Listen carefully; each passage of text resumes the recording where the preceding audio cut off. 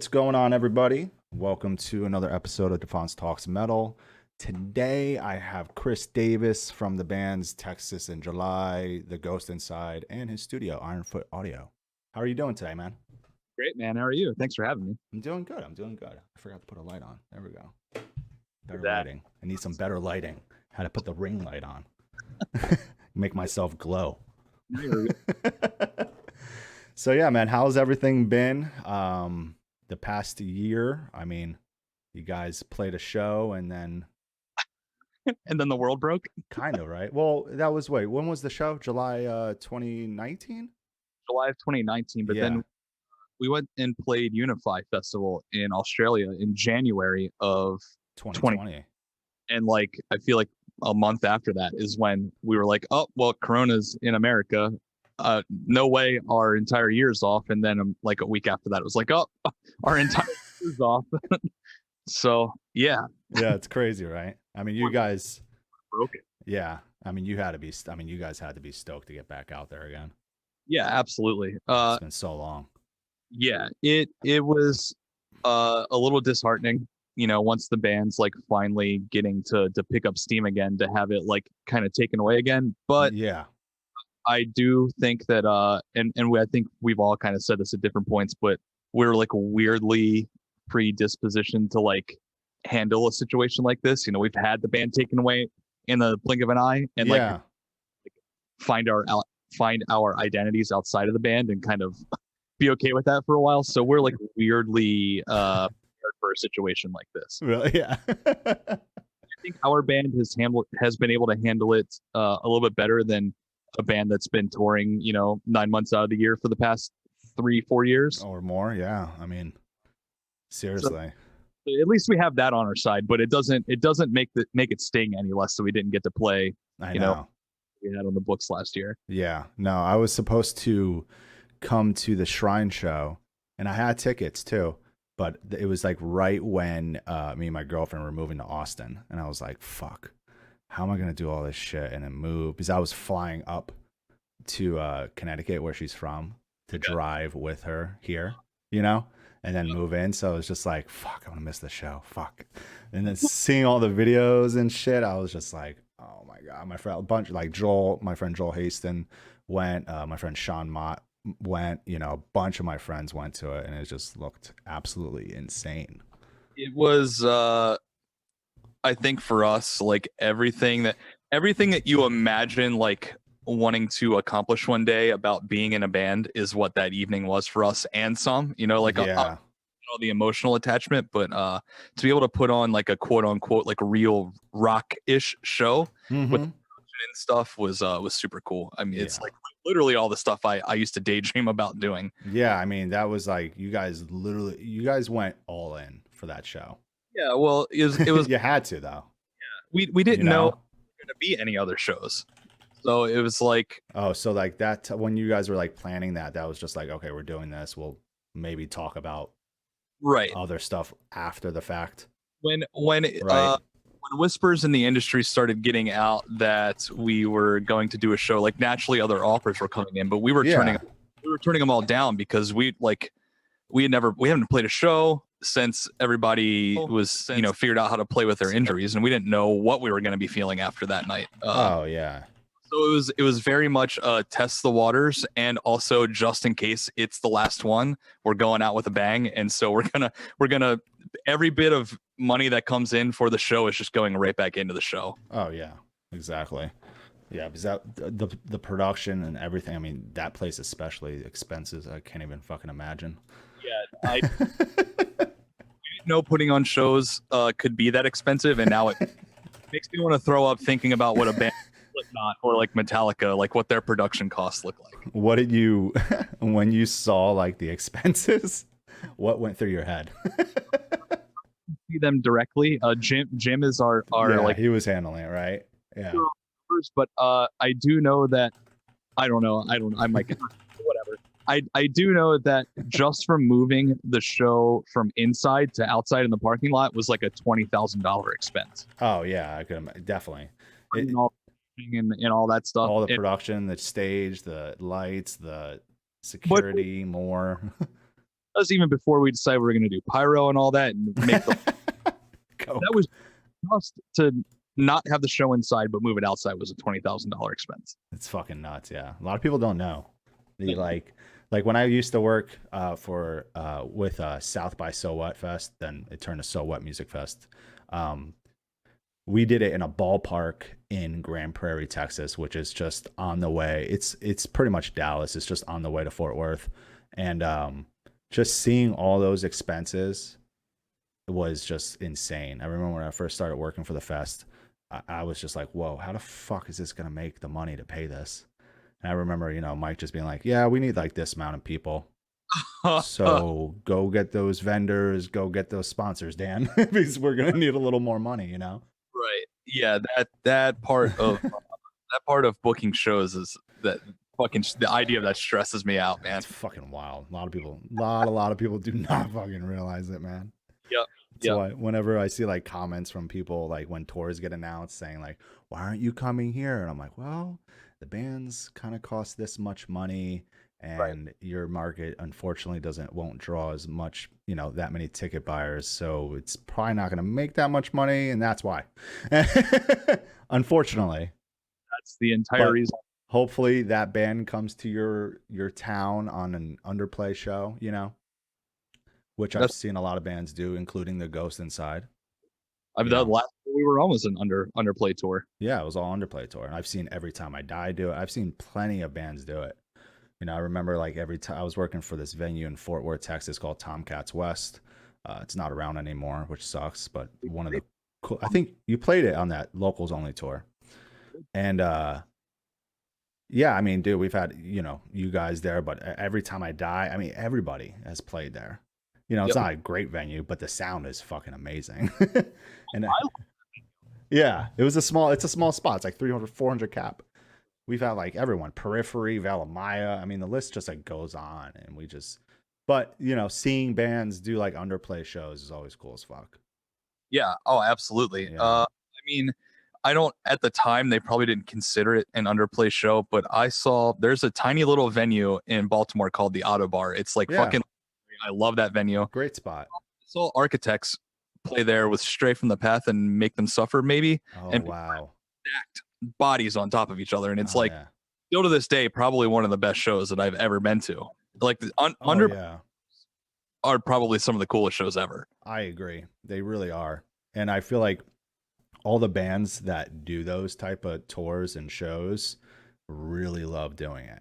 Like, because you, as a band, like to do underplay shows, like you have to want to do it, and sometimes you got to take a little pay cut.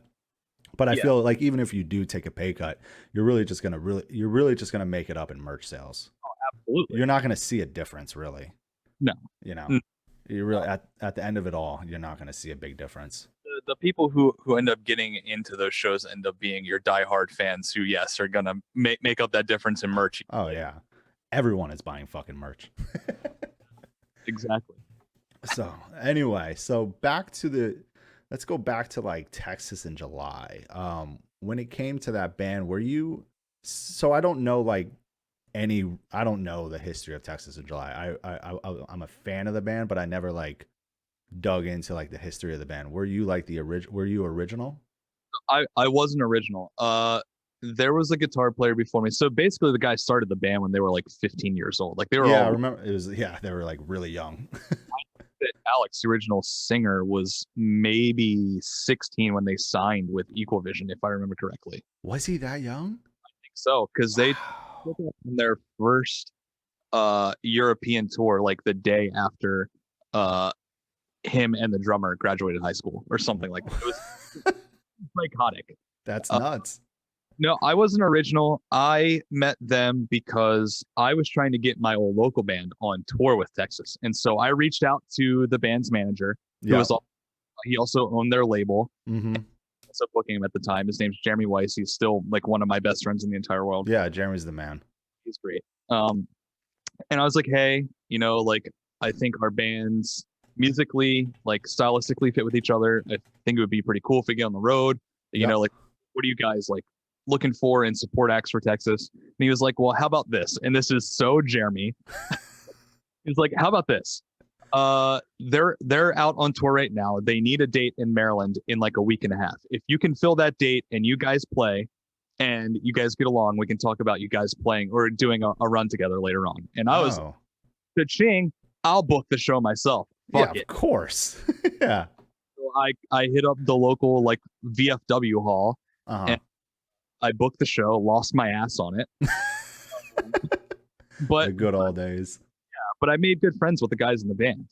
We never ended up touring together, but anytime that they would come and play in Maryland, my band would play, or I would just come and hang out with them. And then when their guitar player Logan left the band, they were actually on their first European tour, and I think that was just enough for him to be like, maybe touring isn't for me, being that fun. Yeah. And I was the first guy they called when they got home, which was crazy. What was your old band called? Behold the Flood. We're just like Behold the Flood. Generic early metal. Yeah. Is a metal. Yeah. I feel like I heard that name. I probably have years ago. Somewhere in the MySpace verse of metalcore bands, because it was okay. Era of music for sure. Yeah. So he was just like not down the tour, and they just pretty much just hit you up right after. Yeah, they did one short run right after that, and then I basically joined like right away, jumped right in. Damn, that's wild. How old were you at the time? I was older than all the guys, so I think I was 20 when I went on my first tour with them. Oh, okay. So yeah, you're still relatively young, but that's crazy. He was 16 when they signed, the singer. 16, and then probably 17 or 18 when we started touring full time. Actually, he was 18 when we started touring full time. I remember specifically him having his 19th birthday in Canada and being able to legally drink and that being a big deal. Oh yeah, I forgot about that. Yeah. So yeah, he was Alex was super young when they signed to Equal Vision and when we started touring. That's sick, dude. So crazy. I mean, so you were pretty much. I mean, how old was the band up until you joined? As far as like how long had the band been around? Or that's what I meant. Yeah, how long was the band around for before you joined? 2007, and I did my first tour with them at the end of 2010. Okay. So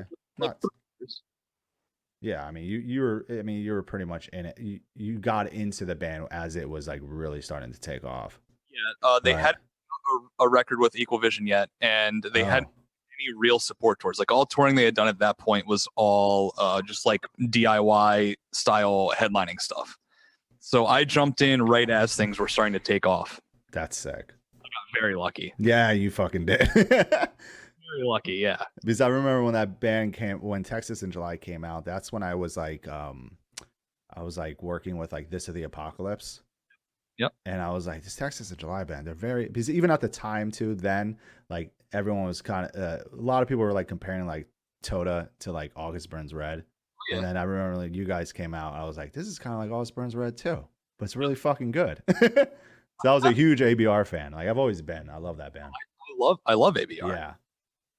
Great band. So it was cool. It's cool to see. I was like, yeah, this band's kind of like ABR influence. I like this. I think that Lancaster definitely has a sound to its music scene. I don't think it does as much anymore. I also haven't been as like involved or like in the know with the music scene that's there now, because I mean, since Texas has been done, I haven't spent much time up there, but yeah, I do think that the scene obviously had its own sound for a minute there, and a lot of it was bands just not trying to sound like ABR, but like the ABR influence definitely trickled its way into everybody's music. Oh yeah, no, it definitely did. I feel like there was a bunch of places, even like in Poughkeepsie, there was like bands like that were like really trying to be like, I don't know, kind of like the My Bitter End. I don't know if you remember that band, but like I was like heavily influenced by them because they were such like a hardworking band, and just I love their music, and they just always playing shows. So I play guitar, and I was in a couple bands back then too,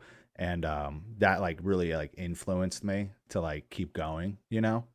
So I was like, how is it this band's and then I became friends with them too. But yeah, like I feel like a lot of different like places had like their own, like even like Texas too, man. It was just the same thing. But it's rad. Look at Ohio, when the whole Rise like band thing started. You had the Attack Attacks and the Of Mice and Men's and like Who else do you have coming out of there? And then you had the Miss May Eyes, which didn't sound really like them, but somehow still kind of sounded like them. Yeah, it was still like in the same world or same lane.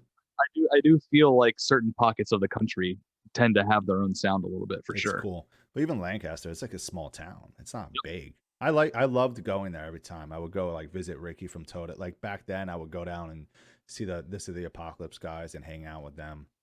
Can we talk about how awesome of a human Ricky Armelino is? I love Ricky, and that's his dog right there. Do you see? Do you have my? So when I did an episode with him, it was the second one. I do this other stream called like the DeFonce Review, and we have like bands submit music, and I'll have like a producer or something like that as my guest, and we'll go listen to everything, like kind of critique it, and like give the band some tips, stuff like that, and.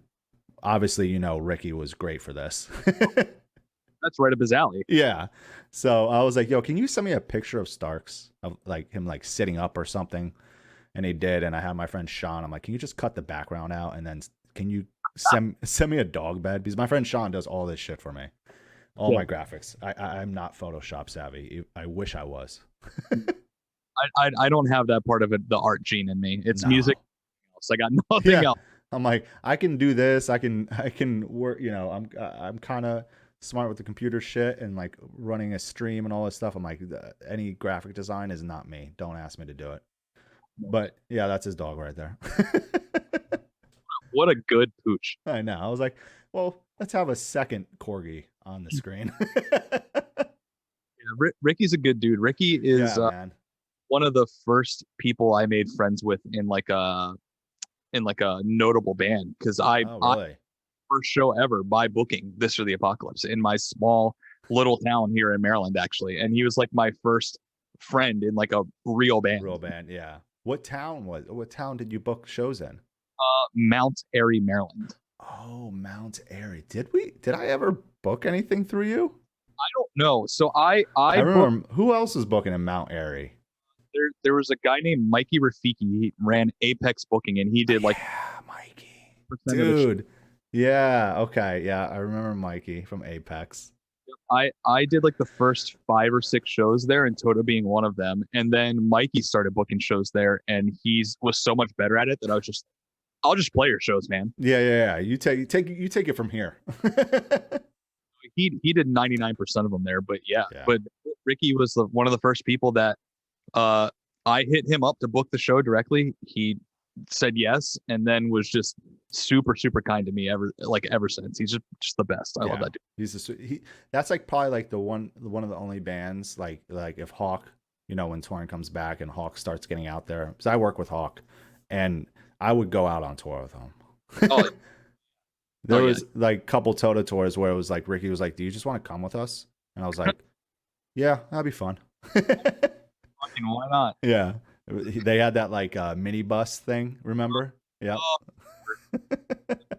Surprised that thing got them anywhere, if I'm being honest. Dude, Rodney had to work on that fucking bus so much. Godfather, man. I love Rodney. I miss him so much. I miss all those guys so much. Yeah, they're good people. Some of the best guys. Was Grant still in the band when he used to go out on the road with him? Yeah, Grant was in it. I love Grant too. Me too. I haven't seen him in a long time. Producer whiz now as well. Man, yeah. One of the best fucking drummers. He is. Dude, he fucking is, man. He is also one of the best guitar players, which is a little known fact too. Yeah, I knew he played guitar. I just never seen him play guitar. I may have on the tours. I don't really recall it. I can't remember. Now he's not gonna like sit down and like melt your face off, but yeah. He can like compose riffs like nobody's business because he has perfect pitch, and whatever he hears in his head, he just knows how to play on guitar automatically. He's a fucking prodigy, man. He is, dude. I love that guy so much. Love him. Everyone, like at the tours I went on with, everybody in the whole tour package would just be standing on stage watching him. Him. Yeah. I mean, the whole band's very talented. So like, Jack, Ronnie, everybody's very talented. But like watching Grant was always such a good time. But I feel like that's another thing about the Lancaster scene. It's like the drummers. It's Adam Gray, Matt Greiner, and then Grant. And it's like, how are you all fucking... How does that happen? You're all from the same town. Stop You're all from the same town. Are you guys related? Man, what is in the water? Jesus. Dude, there's something in the water in that fucking town. Amish people. It's insane. Yeah, but Grant was really fun to watch. Yeah, he was. All his little stick tricks and everything, getting a little flashy up there. Yeah. Fucking man, what a guy. He nailed it every time. So through the years of like Texas in July, how was it like before like JT came in the band? Was it a lot of strain? What was the vocalist's name again? I'm sorry. What is it? Alex. Was it a lot for him being so young? You feel like, or did he like? Probably. I think that with Alex, it was one of those things, and I don't know for sure, so I don't want to like, put words in his mouth, but I think that what happened was the band started to get popular while he was young, and the opportunity fell in his lap, and he was like, "Well, I'll just go for it, I guess." Yeah, might as well. Yeah, and then the more time we spent on the road, the more he realized that it probably wasn't for him. Yeah. I think that he realistically stuck it out at least a year longer than he actually wanted to be there, and for all of us, not even for himself. Wow. Around the time that he came to us and told us he was leaving the band, we knew Probably all knew it. Yeah, right. We knew it was coming. And it was at the point of like, do we have to have a conversation with him about it, or like and then he like would come to us and say like, like I'm just done after this next tour. So we saw it coming, which sucks, but it was like, we don't want you to feel like you have to show up and go on tour if you're not going to enjoy it, because it doesn't benefit anybody. No, it doesn't. And it's like you want your boy to be happy. Exactly. You're not happy. You're miserable. The fans aren't getting the show they deserve. And it's you're barely even having fun hanging out outside of the show itself because you would rather be at home. And that's just not fair to anybody. No. So there was no hard feelings when, like we're still best friends. I still talk to. That's great. We all still talk on almost a daily basis. That's fucking awesome, man. Yeah. Zero bad blood there at all. No, that's good. Yeah. I never heard about any bad blood or anything. I just remember he ended up quitting and you guys had JT. How did you find JT? Which I love him. Oh, JT is a legend, man. Yeah, he is, dude. I mean, JT is another Maryland guy. Oh, is he? Yeah. He's from Annapolis, and I guess he tried out for my buddy's band. Okay. And I remember them showing me a demo he did and being like, "Oh yeah, that dude's voice is really good," but I didn't think anything of it at the time. Yeah. And we had looked into a couple different options for Texas and gotten some like demos from people that were okay, but they didn't blow us away. And I happened to be riding in a car with my friend who knew JT at the time, and I was like, "What was that guy's name again?" And he pulled JT up on YouTube, like one of his YouTube covers he was doing at the time. Mm-hmm. And he showed it to me, and I was like, "Give me his number immediately. I'm calling. I need to call this guy." Yeah. Yeah. I don't know if I called him or texted him, but I was like, "Hey man, my name's Chris Davis. I play in the band Texas in July. We're looking for a new singer. Mm-hmm. Would you be willing to like record covers of a couple of our songs and send them our way?" And he was like, "Yeah, absolutely." And like an hour later, he had sent me 2 covers that like fucking blew me away. Like they were like that quick. He learned them and them in an hour and sent them to me and blew me away. And I immediately sent it to management and the label and the guys and said, "This is him. This is our guy. Yeah, we cannot pass him up." Meet him, like, this is our guy. Yeah. Yeah. So that's insane. Right away. Mm-hmm. And then obviously meeting him, he's a giant fucking teddy bear. He is. The best. He was very green at the time. He only played like 5 shows prior to that. Oh wow. And the first tour we were taking him out on was Warped Tour.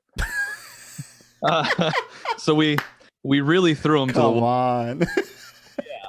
Well, we were in a box. Yeah. I mean, and that's just so good. That's how the timing worked. We were trying him and one other guy out. The other guy did like a short 2-week run. Mm-hmm.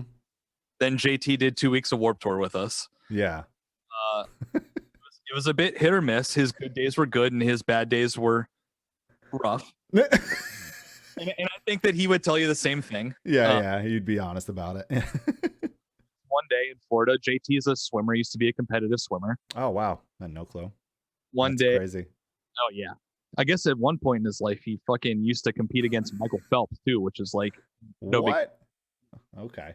Yeah. So JT's a bit of a badass. yeah, just a little bit of badass. So one of the dates in Warped Tour, I don't remember exactly where it was right next to a community pool, and went and laid by the pool, went swimming, and then went and got in a hot shower and passed out in the shower. Somebody found him unconscious on the floor. What? So they rushed him to the medic tent at Warped Tour and had him hooked up to an IV and shit. Wow. And like 5 minutes before we're walking on stage, he comes to me and he goes, "Dude, I have no voice," and would try to scream, and literally a whisper would come out.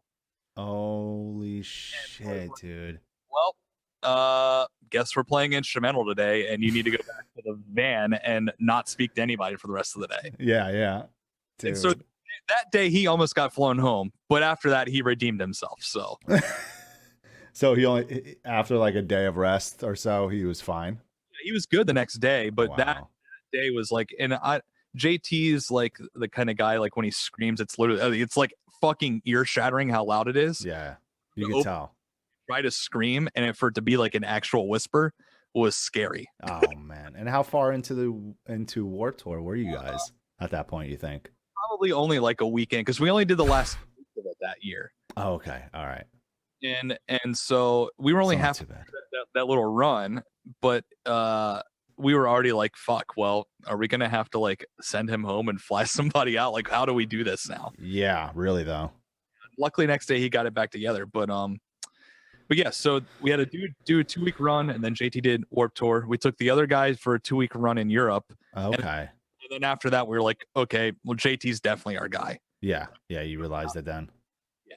You were like kind of, I guess, giving this other guy a shot too at the same time. Yeah, they were both in the runnings, and JT definitely voice-wise blew him out of the water, but the other guy was a little bit more experienced with the performing side of things. So we were seeing which one was the better option. Yeah. And we had already booked the European flights before Warped Tour, so we just had to roll with that guy, give him one more shot. And then after that, it was obvious that JT was just our guy.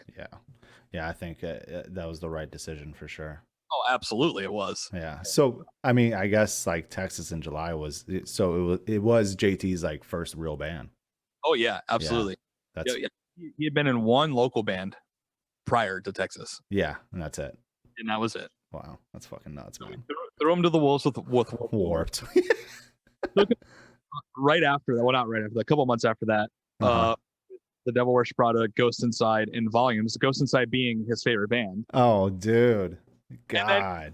We put him in the studio to write a record. Just like, here you go, man, giving you everything. Hope you're ready, because you don't have a choice. Yeah, you have no choice, JT. Yeah, we threw a lot at him at one time. Yeah. Do you remember any crazy tour pranks back then? We had someone ask that in the chat. Crazy tour pranks. No, our band wasn't really a tour prank band, but I can tell you something that happened to JT as a tour prank. Good. By the Ghost Inside guys. Of course. The last day of that Prada Ghost Inside tour we did. Yeah. JT was going up and doing Chrono with them every night. Oh, that's fucking dope. I love that song. Right when JT was coming out the last night, JT was walking on stage in just his underwear with like a bottle stuffed in his pants. What? I don't know. He was trying to prank them. Yeah. But they reversed it on him, because they had already planned that when JT came out, as soon as his first vocal was going to come in, they all stopped. They all stopped playing. And they all started looking at him like, dude, what are you doing? Wow. But instead, JT, like a boss, just screamed the entire section anyway without any music, and then walked off stage. So he tried to prank them, they reversed it, and then he reversed their reverse on them. It was the most prank I've ever seen in my life. Is there a video of that anywhere? There. That on YouTube somewhere. There's got to be. Someone find that. Thank you. We got to watch that later. Just on the internet. Yeah. That is incredible. Because anyone else, for the most part, would have stopped. Oh yeah. Oh yeah. Anybody else on the planet would have been embarrassed and like ran, and he was just like, well, I'm here. I'm just going. I'm doing it. And then I'm gonna walk off stage. I love that they were planning. They were like, oh, we're gonna fuck with him. He's gonna come up and we're just gonna stop playing and he's gonna be so embarrassed. And he was like, not only am I not embarrassed, but I'm also in my underwear and I still don't give a fuck. Yeah. He seems like the type of guy that just like would not give a fuck.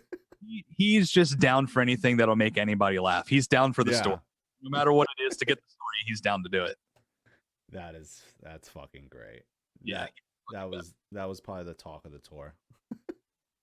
James Paul definitely remembers that. Legit remembers pranking JT half naked on stage in Toronto, I believe it was. I know exactly what story. Yep. That's fucking gold, dude. That is gold. Oh my god. So when he joined the band, did you guys face any backlash from that? No. Surprisingly, I don't remember. It was, if there was any, it wasn't as huge as maybe we thought it was going to be within our band. We had a weird dynamic where, like, you know, your front man is usually your like rock star in the band. Yeah, it's always the thing.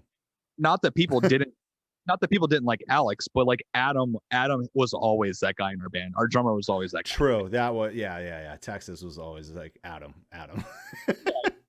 Was the appeal to our band. So yeah, we lucked out in the sense that like we might be one of the only bands in the world where we could replace pretty much any member in the band. As long as it wasn't our drummer, we'd be okay. Yeah, he has to stay in. Yeah. So, you know, I'm sure there were definitely some people who were a little disappointed, obviously, that, you know, had been following the band since the beginning, because we lose our singer, but we lost our guitar player at the same time. Oh, that is right. I forgot. Yeah, because he was having a baby and he just happened to leave the band at the same time. Gotcha. Wow. Yeah, and so I think it was a bit of a shock, but I do think that JT had not a giant following, but enough of a following on YouTube that that there were enough people that were like, oh, I know who that guy is. That's gonna be sick. Yeah, and it actually worked in our favor. That's dope. Yeah, and I once people heard the first bit of recorded music he was on too, they were like, "Oh, okay, the band's gonna be fine." Yeah, dude. I mean, when I heard it, I was like, "Oh, this dude's great. He's perfect." Like, yeah, he's so. That fucking rules. Definitely, when Bloodwork came out, I was a big fan of it, and I even went back. I haven't listened to it in years, so I went back and listened to it today, and it still stands up. Oh, dude, thank you, man. Yeah. I'm super proud of that record. It's a great fucking record. So what I mean, you guys had a great run. I mean, what made the band kind of stop? A lot of things. A lot of things happened like all at once. And a lot of just like stupid luck. So, you know, we lost Alex. We lost Christian, our guitar player. We replaced Alex with JT. Yep. We wrote the record. And then I had my buddy Cameron play guitar for us, who was in my old local band. Oh, cool. And we were starting to like pick up steam again. The record had like the best first week numbers we had as a band. It just felt like the songs were connecting. Like the first tour we did on it, when it was out, like kids were already singing along and it was the first time we were experiencing a lot of this, where like, you know, those moments where you hold out a mic and it's like the whole room singing the lyrics. First time in our band's history, like we were starting to actually experience those things. We had lots of awkward moments where Alex would hold out the mic and like one guy all the way in the back of the room would know the words, and that's it. We had lots of those moments. Yeah. So the record was like starting to take off. Well, for us, you know, for our band, it felt like it was starting to take off. Yeah. And then we found out that our new guitar player was also having a baby and leaving the band. Oh fuck.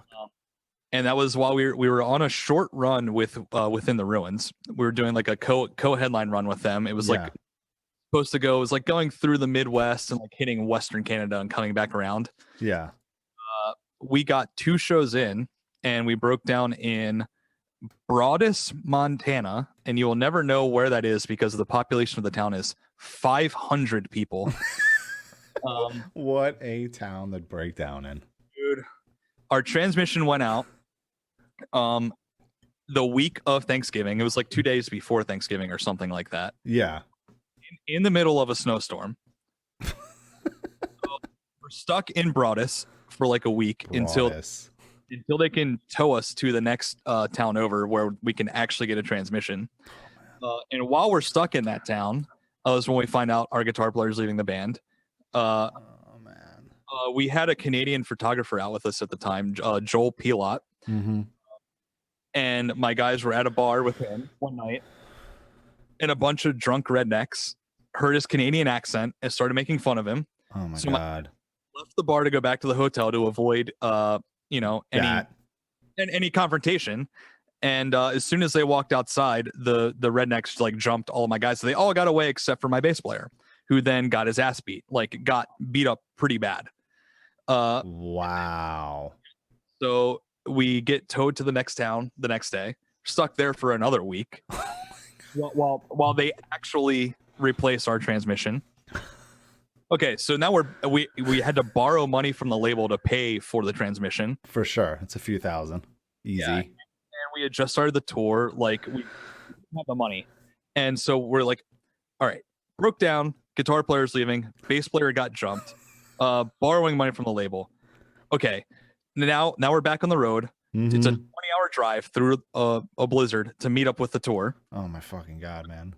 In the middle of the drive, our drummer Adam starts having serious chest pains. And so we're pulling over every hour or so for him to get out and walk around and catch his breath and whatever. Yeah.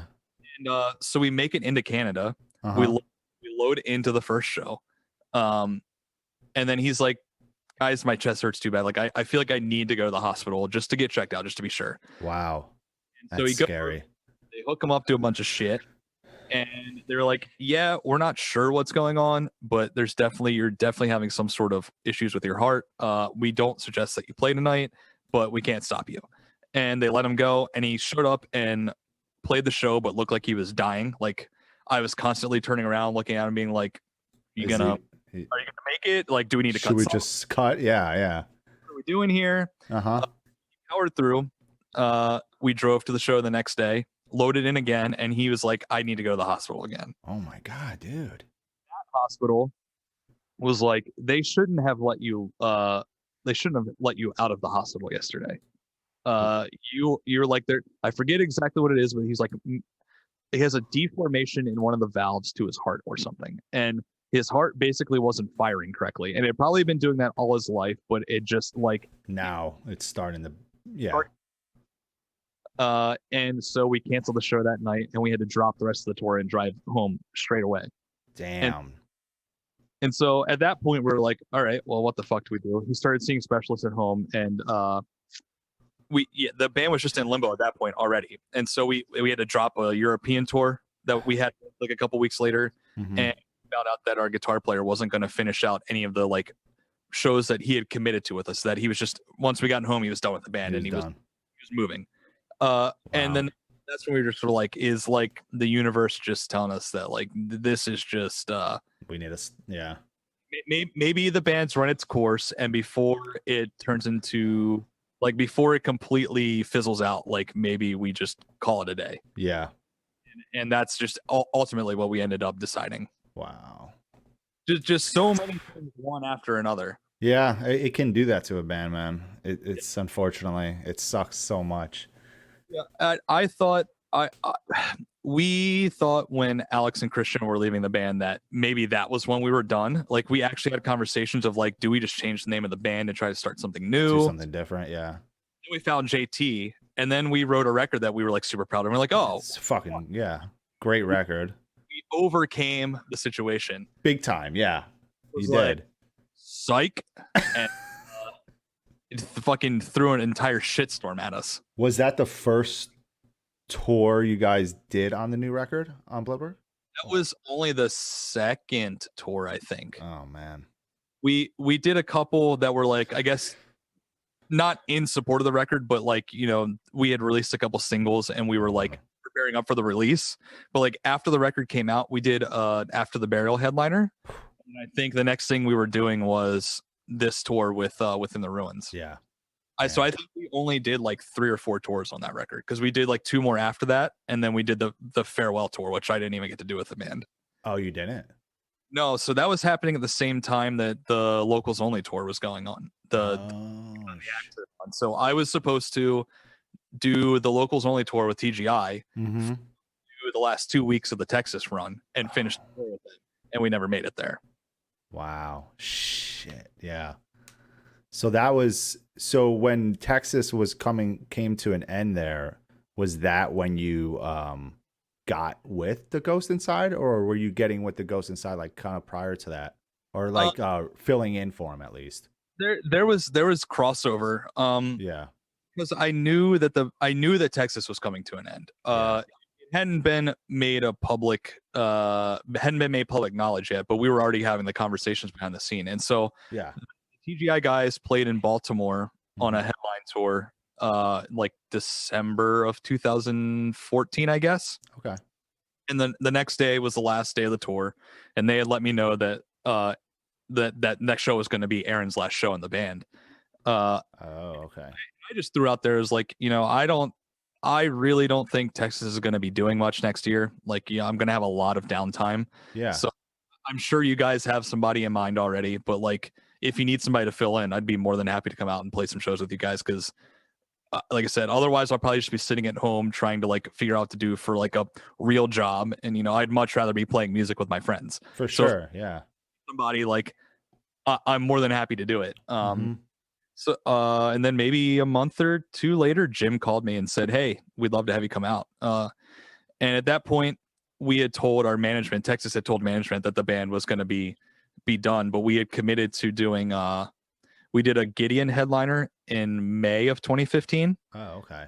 We did a farewell European run in like June or July or something, and then we did the farewell US tour happened in the fall. Wow. Okay. So basically, for a minute there, like my first TGI tour was a full US run with TGI, immediately to Europe for the Empiricon Festival run. Oh, okay. It was that. Yeah. Flew home from Europe, had less than 24 hours at home, and immediately went out with Texas for like 3 weeks on that Gideon run. And then was home for like a month, and then went back out with TGI in Europe. And then I'm remembering all of this right now. Did 2 weeks in Europe with TGI, doing all the like the festival, like the Rock'em Ring, Rock'em Park, Download Festival, all that stuff. Yeah, all the fucking great fests. And then the Texas run, farewell run in Europe, started like 3 days after that. So I just flew to Amsterdam and stayed in a hotel room by myself for 3 days until the Texas guys showed up, and then I did 2 more weeks in Europe with Texas. Damn. Like 2015 up until the accident was like the busiest year of my life. It's fucking wild. Yep. Lot of touring. Yep. A lot of traveling. I love that shit though. That's like what I live for. I miss it, man. Yeah, you didn't mind doing that. No. Was it an adjustment playing with a band like the Ghost Inside? If I'm being completely honest, it was a relief in a lot of ways. Yeah, probably right. On the playing front, the songs are quite a bit simpler. Yeah. In the sense that like it's not just fucking noodling everywhere, Exactly, yeah. I mean, I love playing it just as much as I love playing the Texas stuff, but I don't have to like stress about, I need an hour to warm up before the show tonight. Like, like it comes up and I have to like walk right on stage for a Ghost Inside set, like I'll be okay. But I can't do that playing a Texas show. I just can't. Yeah, you have to practice at least an hour before. Warm up. So in that sense, it was a bit of relief, and also especially towards the end, like especially in the Bloodwork era, our bass player in Texas was also like our business guy, kind of like Jim is with TGI. But when in the Bloodwork era, we had switched management, and him and I were kind of double teaming the business stuff together, and so being able to walk into a situation where it's like, Jim's a grown ass dude, like I know that I don't have, like, he's gonna tell me, worry about shit. He's gonna tell me when and where I need to be somewhere, and like he knows exactly where we're gonna be staying tonight, and it's like I can just hang out and have fun and like just play the show. I don't have to worry about anything else. Yeah, you don't. The giant relief too. It was the first time I'd ever been on tour where I didn't feel like I had to like partially steer the ship. I just had to enjoy my time. Yeah, that's it. It was nice. Yes, That's definitely a nice adjustment. Yeah, it definitely didn't suck. No, definitely not. Yeah, because I've known the Ghost Inside since their first record, Right. and then I moved out to like L.A. End of 2009, and I started working for the label that they were on, and Media Scare. I worked there for a couple years. That was a roller coaster, and then I don't know anything about the label other than what I've heard. Yeah, with what you're saying. Yeah, but it was kind of like, it was definitely a roller coaster, but at the same time, it was fun because it was like all these bands that I'm like such a fan of, especially Ghost Inside. So many great records came out of Media Scare. So many, so fucking many, and just seeing like how hard they worked and how much they were pushing the band to like get better and just keep touring and just, you know, and they were starting to get all the tours that they fucking deserved. You know, I remember when they went to Europe or Australia for the first time and shit like that. Like they just started blowing up, and I was just like, this is fucking sick. And just remember like picking them up from the airport in my old ass car and all this shit, you know, coming home from like Europe or some shit. It was just like awesome, you know. They're all fucking cool ass dudes, and it was great to see it, you know. And then when I was at the, you know, when I was still there and they were leaving the label, you know, it was kind of like I wasn't like mad at them or anything. I was just like, fuck, I'm gonna miss this band. But then like shortly even after that, that's when I left the label. I was like, I can't deal with this shit anymore, right? And at the time, I was still a booking agent. I was still doing that stuff, booking tours, and I was like, booking. What's that? At the label and booking at the same time. Yeah. I kind of like slimmed down my roster at that time, but I was still actively booking tours. I had Ghost Inside on a tour years ago. It had to be like 7 or 8. I had them on a tour with The Breathing Process, this band called From Graves of Valor. It was a really mixed metal tour, and somebody else, and I can't, it'll come to me later, but I think, I'm trying to remember. I remember Ghost Inside couldn't do the whole run. It ended up being, they only could do like a few shows at the end of it. But like that was like right when they came out with their first record. And that's when I found out about them.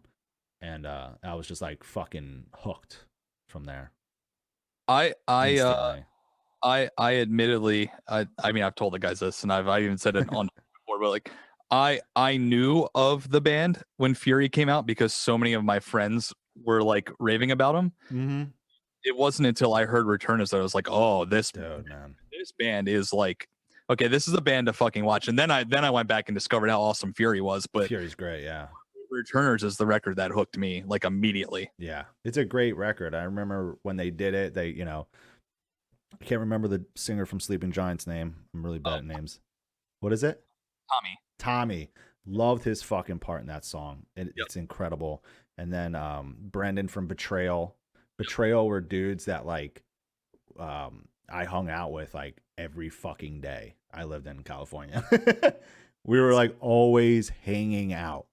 And it's funny to tell people about Betrayal and like Andrew the bassist because that's Shakewell.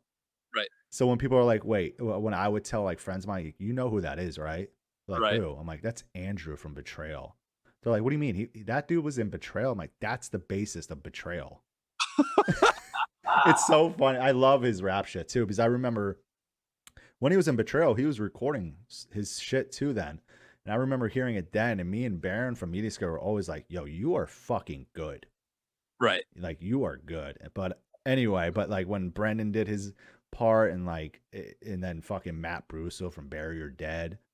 Yeah. I mean, that part's fucking legendary now. Legendary, dude. You cannot, I don't know. That record is incredible. Yes, it's fucking great. It's such a good record. Good record. It's I still lots of times, well, I guess not lots of times anymore, but there would be times where we'd be on tour and we'd be playing songs from that record on stage and be like, man, like I still remember where I was when I heard this record for the first time, and now I'm like in like fucking Germany playing these songs on stage with you. It's pretty fucking surreal. Dude, that has to be. That seriously has to be. Definitely one of the most influential bands. I love TGI so much. I'm like a fucking fanboy. Big fanboy of the band. Okay, guys, I guess. Yeah, they're all right. Jim's okay. Vigil's, he's whatever. And fucking nerd playing video games all. I love Andrew, and Andrew and I, like, I've known Andrew since For the Fallen Dreams because I used to book them before they signed the Rise. Okay. I don't know if you ever heard those old For the Fallen Dreams yeah. demos. He showed me all the goods about from where the band started to where it ended. Yeah. Andrew would always send me. I remember hearing like changes, like pre-pro of those songs, because Andrew would send them to me, like, Dan, what do you think about this? And I'm like, you're so fucking good at guitar. What the fuck, man? Right? Yeah, dude, he's so talented. It's like it sucks when the best guitar player in your band is your Stop it. Stop making it so hard for me. I know. I fucking love him. He's the best, man. Yeah. So when he got in Ghost Inside, I was like, dude, yes, Andrew's in the band now. This is wild. I remember even as a fan seeing it on like Lamb Goat that he had joined the band, and I was like, oh, that's a fucking perfect. And that's before I knew anything about him. Like, I didn't realize that he was like writing the majority of the stuff for the Fallen Dreams. It's just like, oh, his drum style with the Ghost Inside is just going to be fucking sick. Oh yeah, and just watching him play every night. Or every show I saw that band at was always a good time. I just always love watching Andrew play. Oh, he's so good. Like, I'm a guitarist, but I seriously I watch like drum playthroughs and all that shit way more. Guitar playthroughs. When I go to shows, 90% of the time I'm watching the drummer. Yeah, I'm just like looking at the drummer like the whole time. I'm like, all right, he's sick. Oh, he's sick. Just whatever, critiquing him. Way more blown away by a sick drummer than I am like a sick guitar player. Isn't that weird? Well, I feel like well, I know a drummer can make or break a band. Oh, like, dude, yes. You have to have a good drummer. Yeah, if your drummer isn't good, everybody else in your band shredding at what they do doesn't matter. And so to me, it's like I'm so much more impressed seeing a band that has a solid ass drummer than a like play a sweep arpeggio. Like, I don't care. Yeah, I don't give a shit, man. that is cool, but if your drummer sucks while you're sweeping, it doesn't matter. It doesn't, dude. I always watch drummers because I'm like way more impressed by that kind of stuff. Oh, me too. Because I've always been like, I wish I could play drums. I wish I pursued that. I started as a drummer, which is probably part of my obsession with drums too. But even as I've gone through the phases of like being obsessed with different types of guitar playing, like the shreddy stuff and the more straightforward rock stuff and whatever, like I've still always been obsessed with drummers live. I don't know what it is. Yeah. They're like the most entertaining people to watch. They really are, man. Especially when like they're really fucking good drummers. It's like, dude, I can't look away. Exactly. That was like the same going back to like Grant, watching him every night on tour was just like fucking amazing. Yep. It was awesome. When I used to go see Texas play before I joined the band, I would watch Adam the entire time.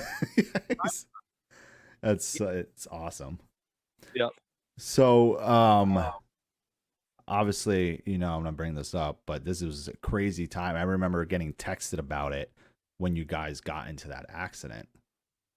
Yep. That had to be, I mean, I don't even know. I've been in a van accident before, but it was not anything on that scale.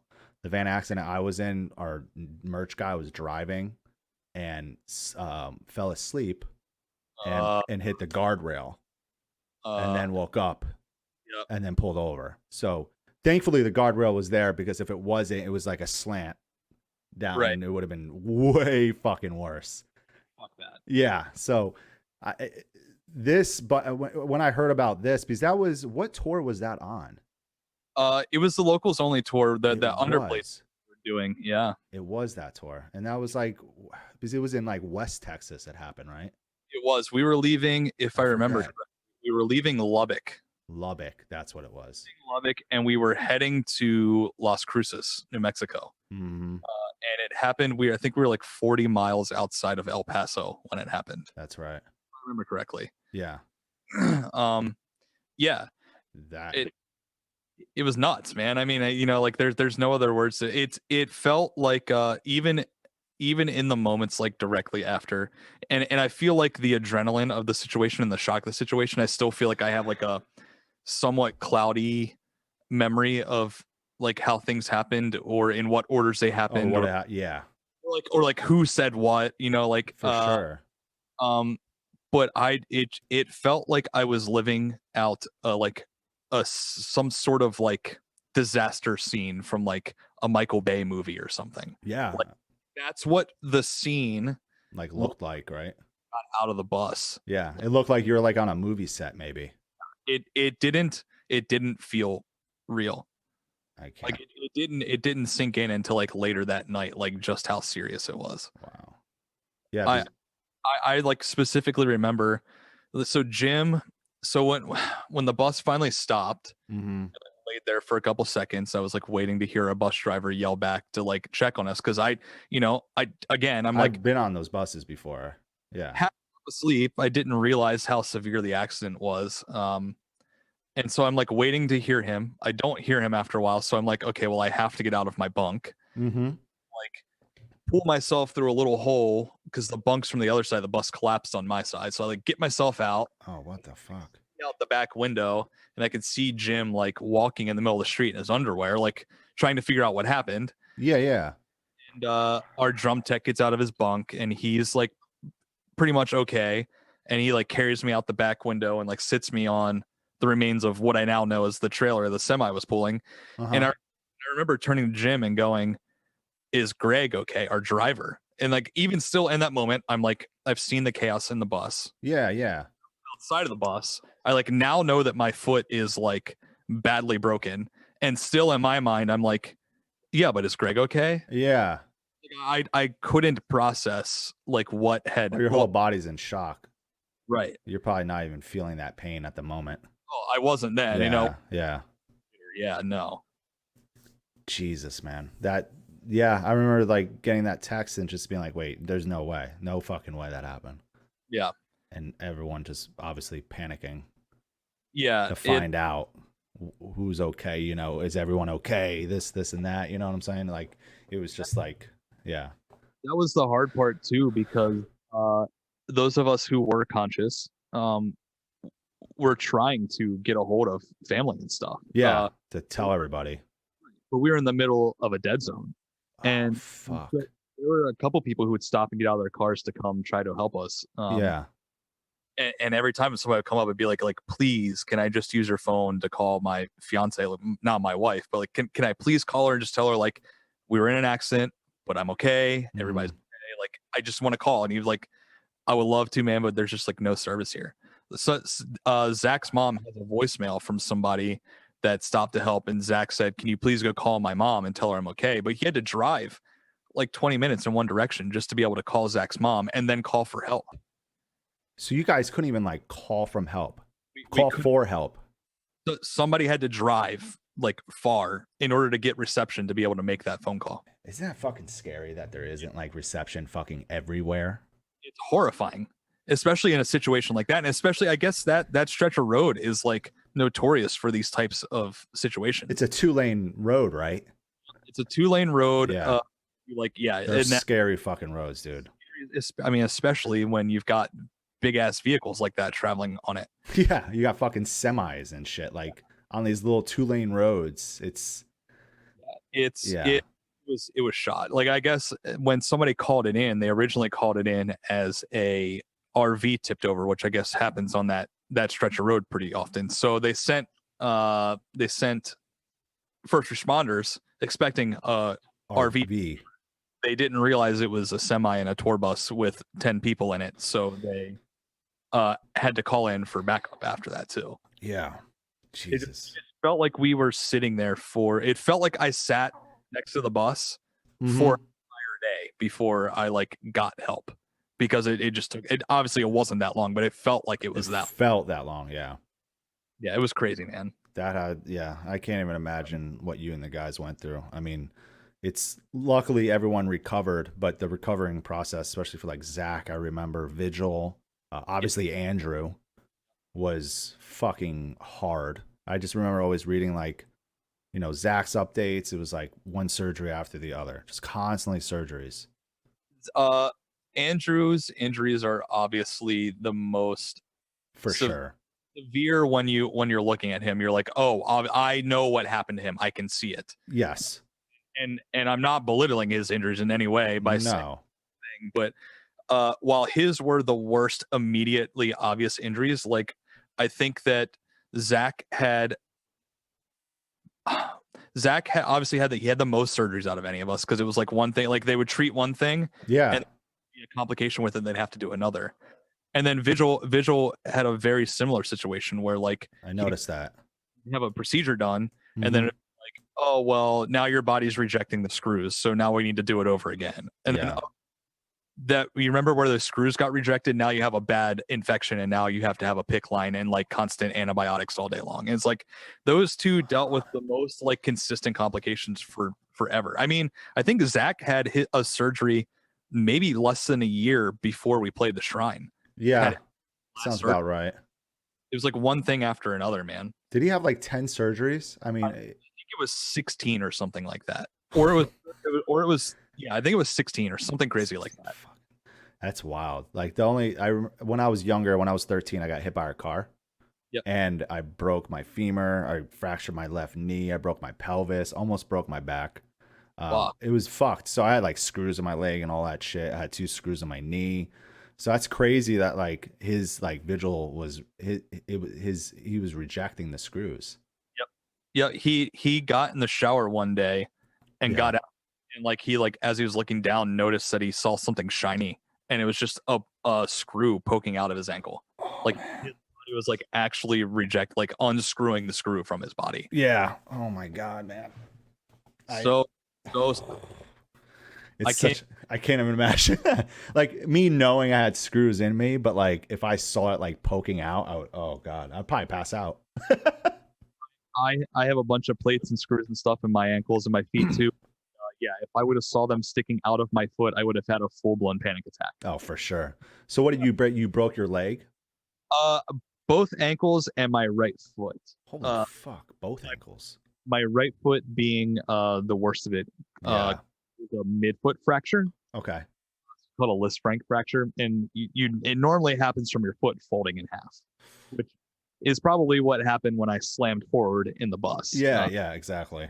That's obviously what happened. So, and the scary thing about that is the doctors in El Paso were like, yeah, we just don't have anybody here qualified to do that type of surgery for you. And that's I was right. Yeah. Fuck me, man. Like, what do you mean nobody here can do that kind of surgery? What do I do? Who can then, you know? Can you call somebody? So I was someone in? Yeah, please. So I was the first one to leave Texas because of that reason. Because nobody there could treat me, I had to get back home to find a doctor here in Maryland who could. So wait, like no one in like Texas, or was it just made sense for you to just go back to Maryland? It was I was gonna have to fly somewhere anyway. Yeah, so might as well go back home, right? And I guess we have a lot of doctors in this area that specialize in like foot and ankle surgeries too. So it just made sense. Okay, that's crazy. And then even when I got back here, I saw one doctor who said, "Oh yeah, he basically said this is above my pay grade." And at that point, and that guy had come recommended to me by a family friend, and so I was like, "I'm gonna lose my foot, man. Like I'm gonna lose my foot." And luckily, he referred me to another doctor that was like, "Yeah, this is going to be a serious procedure, and it might require multiple surgeries because my foot was so swollen, my foot was like this big." Jesus, man. And they thought what they were going to do was go in and clean out bone fragment from my left ankle, and maybe put my right foot in traction, and with like. They were like cut little incisions in my foot to let it drain out and like shrink a bit. Yeah. They were worried about compartment syndrome, which is like when there's so much swelling that it cuts off circulations to your muscles and your ligaments, and so they die. And it can literally make your toes curl up like this, and then they have to like put rods in your toes. And so that's what they were worried about. They were worried that if they went in and tried to operate on my foot, then that I would end up with compartment syndrome and they wouldn't be able to close me back up. And so they were like, "We're going to try, but you might wake up with your foot in traction. We don't know." And so when I woke up from the surgery, I was like, did they get my foot? And they're like, yeah, we got your foot too. You're good. I was like, thank God. Oh my God. Thank you. I was so convinced up until that point that I was going to lose my foot. I would have been convinced too. I would have been like, yeah, I'm not getting my foot back. This is it. Yeah. And then so about a year after all of that, after I was done physical therapy and all of that, I was like, I don't know. Actually, it was probably only like 5 months later. I was like up on my feet, walking stuff again, got married, all that good stuff. But I was having like insane pain in my left ankle. And come to find out, it's because my subtalar joint, which is the joint in your ankle that lets you do all your like side to side motion with it, completely shattered, disintegrated. And so I just had bone rubbing on bone. And so I had to go back in, and now I have 2 screws through my heel into that joint because now my foot can go up and down, just can't do any rotating stuff. Which is like it's just like I think all of us had lingering stuff that like the doctors thought they fixed in the beginning, and like just random stuff would pop up later. Yeah, that's usually the case. Jim, for instance, we knew like broke his ankle like right away, like that was obvious. But a couple months later, he started having a growth on his chin because he had also broken his jaw and no one caught it, and so his jaw was infected. What the fuck? He had like hit his face on the wall or something. Yeah. But his jaw was broken and no one caught it. And so like everybody like had, not as severe as Zach or Vigil, but everybody had little stuff pop up like that constantly. Yeah. Dude, like after months later. Months, years, later. It's crazy. Fucking insane, man. I can't even imagine being in that situation. We're here though. You're here. That's all that matters. Seeing like just your guys' recovery was obviously amazing. And then even Andrew, he's being a fucking drummer. Yep. And seeing him, I remember seeing a video of him starting to do double bass, and I probably watched it about 50 fucking times because I was just so fucking amazed. And it was just like, my hair was like standing up on my arms. I was like about to cry because I was just like, he's going to be able to do this. Yep. Oh, he's going to get it down.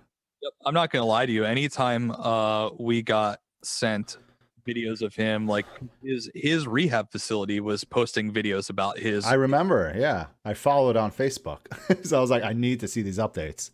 And anytime they'd post one, especially ones that showed him playing drums, like I'm not gonna lie to you, like it fucking fully made me cry. Yeah. The day that I got the text that they were officially taking his leg, I just had decided that in my head that the band was done at that point. Oh yeah, of course. And I would have thought the same. I unfortunately in that moment discredited how tough of a person Andrew is.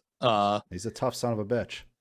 And fully proved me wrong, and it was his determination to not let that situation stop him from being him and doing what he loves. And it was that determination that for me, I think for all of us, but definitely for me, kind of made me be like, I can't complain about this. I'm here. I have all of my limbs attached to me. I am healing. Yeah. And I will make it through this. So what am I bitching about? Yeah, no more bitching. Yeah. It was Andrew's attitude that pulled me through. Yeah, I mean, dude, he toughed it out better than probably a lot of others would have. Yeah, absolutely. And I'm sure that even pushed even like Zach and Vigil. Yep. To be like, yeah, I gotta keep working on this. I'm gonna walk again. I'm gonna fucking make this happen. Absolutely. And I think that all of us had moments where we were like, oh, I just fucking want to give up. But yeah, of course, everyone's gonna have that moment. Andrew had those moments too, but I've said this before, but thank God for technology, because we were able to all talk to each other every day, and that helped all of us kind of push each other through those moments. Oh yeah. And definitely, I think probably when Andrew was able to start doing little double or just playing, with one leg, it was just like made him determined. Well, you also know that device that he plays with, his dad made, right? His dad made, yeah. And do you also know that his dad thought of that the first day in the hospital when they found out they were taking his leg? Shut the fuck up. Yep, he thought of it that day. What? Like envisioned it in his head, and didn't do anything with it because he was letting the doctors try to figure out a way to like science the shit out of it, basically. Oh, okay. And when that wasn't working, his dad was like, well, I I've been thinking of this. I didn't want to like push on you or anything, but I'm just gonna make it and we'll see how it goes. And like if it doesn't work, that's fine. If you don't want to use it, that's fine. But I'm gonna make it. Like I feel like as your dad, I need to at least try. Yeah. And Andrew sat down with it the first time and was like, oh my God, I can play drums with this. It's fucking crazy, man. So crazy. His dad is a hero. Yeah, dude. Has it? Has his dad ever made anything like that before? Like, what does his dad do? Dad worked, I think, at GM for like fucking ever, but okay. he's always been like a woodworker guy. And so he just built it in his like little woodworking shed or garage or whatever. Yeah. It just fucking worked. He just like had this vision of like, well, if he doesn't have a leg, we have to move his pedal up to his residual limb. Yeah. For him. Yeah, it's crazy. It's the same thing with like my dad's a mechanic, and he would literally always find a fucking way to fix like anything on a car. That's my dad too. Yeah, yep. Really. Yeah, it was just any fucking thing, dude. My friends' cars. My dad's like, I could rig something. I got this. You can't spend the money on the new part. I'll fix the part. And he would just open things up and just like, okay, what do I need to fix here? Let me weld this. Let me do this. I'm like, you're fucking insane. But he never taught me any of that shit because he didn't want me to be a mechanic. My dad's also a mechanic, and I just never had interesting cars, which I think bummed my dad out. Just not my thing. Yeah. Now, cars were like growing up, like my dad and his brother drag race. Sure. So they had cars, always going to the strip, the strip and whatnot. So I was always around that shit growing up. But then I got into music and I was like, I don't give a fuck about cars. With basically skateboarding, skateboard. Really good at baseball, and then it was like, oh, but playing in bands, yeah, fuck that shit. Yeah, fuck that shit. Yeah, I got into like skateboarding, like I BMX raced for a little bit, and then I got hit by the car. Yeah. I started riding a bike again, like no issue, but I didn't go back to BMXing. I remember being in the morning, I woke up in the hospital, and I was like, I said to my dad, so how fucked up's my bike? He's like, it's gone. I'm like, damn it. I'm like, is literally the morning I woke up and I was like, when can I get a new bike? He's like, can we not talk about that right now? I'm like, yeah, I mean, I don't feel anything. Everything, I'm numb. I don't like, and I remember the doctor came in. I'm like, am I going to be able to walk again? He's like, yeah. I'm like, all right, cool. I'm like, I need a bike. That's all I cared about. I mean, I would have been. I would have been the same way with skateboarding if I would have gotten, when I was really into it, if I would have gotten that injured at that time, I would have been the same way. Now it's like, oh, I fell and fucking cracked a nail on my skateboard. Fucking light that thing on fire. I don't want anything to do with it. Fuck out of here. I'm fucking getting too old for that shit. Exactly. Never again. I could ride a skateboard still, but not that well. My wife just got me one for my birthday this past. She did? Oh yeah. I like, it was fucking November, so I didn't have any like good weather to ride it in, but I'm stoked for spring to have a skateboard to like at least get me out of the house and like push around my neighborhood and get exercise. Yeah. Homie's getting fat over here. I feel that. I actually can't wait to get back to Dallas because that's when that's when I'll start kicking back in the gear with going to the fucking gym. I say that all the time. I just need like a week of good weather where I can just like push around my neighborhood for a couple hours. Just like some cardio. I just need, it's the act of like starting the exercise. Yeah. Once I have a routine, I'm good. Oh yeah, I'm the same way. I did have a routine before the pandemic, and then gyms closed down for months, and I was like, I hate working out at home, but I don't really have any weights at home, and every store is sold out of fucking weights, and I can't find them online. Welcome to a pandemic. Yeah. I was like, screw it. I ain't working out anymore. Getting tits. Yep. That's final. So, when it came to like writing the new Ghost Inside record, how was that process? Was it pretty exciting? Yeah, it was exciting. We actually started the process before the accident. Oh, no shit. Okay, so all right. We wrote the song. Well, I should say Andrew wrote the song because Andrew did like 99% of the writing for the record because he's a fucking freak of nature. Wow. uh, he came to us with a bunch of demos before the accident, and the guys flew out here to Maryland in my old studio, and we demoed out 3 of them. Two of them being songs that made it to the record. Oh, okay. One of them being the song Aftermath. Love that song. Which is really creepy. That's creepy, yeah, because that was before. Already had the working title Aftermath, and we just kept it. And he just randomly named it that for no particular reason. He just happened to name it Aftermath, and very little about the song changed, other than like a few lyrics here and there. Yeah, little tweaks. Yeah, but that, I mean, it's still like if I sent you the demo, it's like the same thing, the same song. Yeah. And the only thing that was absolutely missing was the clean section with the singing. Okay, he didn't have that then. Musically it was there. It didn't have musically, yeah. Gotcha. And, like, it's just really eerie that song was written prior to everything. It is very eerie. I had no fucking idea. But yeah, so we started before the accident. Then we kind of had a couple like false start scenarios where it's like, okay, well maybe it's time to make a record. So like in 2017, me and Andrew flew down to Florida and like rented out a studio at Andrew Wade's spot and like wrote for 10 days. And then after that, we're like, okay, well maybe it's time we start booking studio time. And then we're like, we're not ready yet. Yeah. And like we did that a couple times.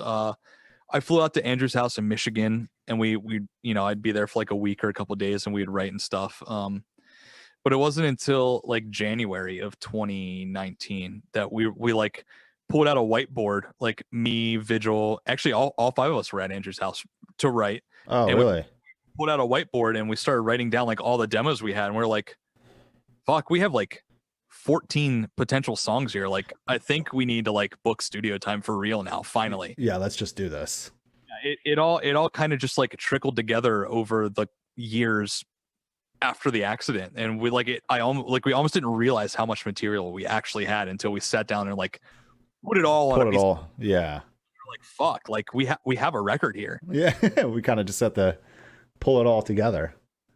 Our manager flew out to Andrews because that's also the time that we started talking about the Shrine show. Mm-hmm. We were playing in the demos and showing him what we had, and he was like, yeah, I think we should probably go ahead and like book some studio time. Yeah. And then when we got Putney in the picture, mm-hmm. we got in a room with him to like start going over pre-pro, which we did that in May of 2019. We went to Florida with Will and Jeremy from A Day to Remember. Yeah. Started doing pre-production and like the last bits of writing that we needed to do, and having the stuff that we had already kind of put together as the 5 of us get filtered through their brains. Mm-hmm. That all come together was like, okay, this record's gonna like be, it might not appeal to everybody, but I think it's gonna be the record that like the 5 of us need the record to be, you know what I mean? Yeah, for sure. And so we sat on that for a minute. We went and did the Shrine show. Yeah. In August of 2019, we all flew out to Jersey to Will's studio and actually and tracked it there, right? Yep. How was that tracking with Putney? Oh, I loved it. I also just did a record with Putney too, so it was my second time working with Will. Oh, really? I didn't realize that. We did Texas did the self-titled record with Will. Oh shit, I didn't even realize that. Wow. Yeah, but Will's a genius, man. Mm-hmm. It's like any time that the 5 of us were like stuck on something, like Will would just always know like what to do. He would just immediately be like, oh, well, why don't we try something like this? And we'd be like, I mean, yeah, that's exactly what it needs. Yeah. Say something sooner, man. You know? Yeah, why didn't you say this sooner, dude? Fucking legend. And there's a reason that he like, I mean, he's like the top dog in our genre of music. And he is. For a minute, you know, and there's a reason. Like, it's like everything he does, like everything he touches turns to gold. He gets the scene, and he gets our band, and he gets where our band is trying to take the sound, and it just like all of those pieces kind of just fell in line for the record. Yeah, dude, he is a genius. I had him as a guest on here before, and just like learning about his history and how he came up and everything. But also, you know, you just see all the records he's done and all the bands he's worked with. It's just so impressive. Yep. And you know why. And, you know, when you see bands always going back to him, it's like Result. Yeah, exactly. The resume is just fucking insane, like Billy said. It's insane, dude. It's nuts. Like his discography is fucking absurd. Yeah, like when I heard that you guys were doing the record with him, I was like, oh, dude, yeah, this makes total sense. Yeah, I you know, the guys had worked with Andrew Wade and Jeremy McKinnon for the previous 2 records. Yeah, I remember. Yeah, and I don't know. It's nothing against Wade, because Wade is a fucking genius in his own right. I like for Wade. Sure. Wade is like one of my like production idols. But I think we all just felt like with Aaron not being in the band anymore, and him being the main songwriter prior to that. Yeah. And everything we had gone through with the accident, it was like, well, if we're gonna go for it, we might as well go all the way in and, like, you know, swing for the fences and bring in somebody new that we think understands where we're trying to go. And Will was that guy, and lo and behold, you know, true to his form, he ended up being the right guy for the job. Oh yeah, definitely. He definitely was. I remember when you guys like released Aftermath. I mean, everyone probably felt the same way. That was a very emotional, real song. That was that was that hit it. Yeah. It made sense to put that out as the first single. It almost wasn't the first single. No? I think Jim was the one that was like, I think it makes the most sense for it to be this song. And after he explained it the way that he did, we were all like, oh yeah, obviously. Yeah, definitely. It makes total sense.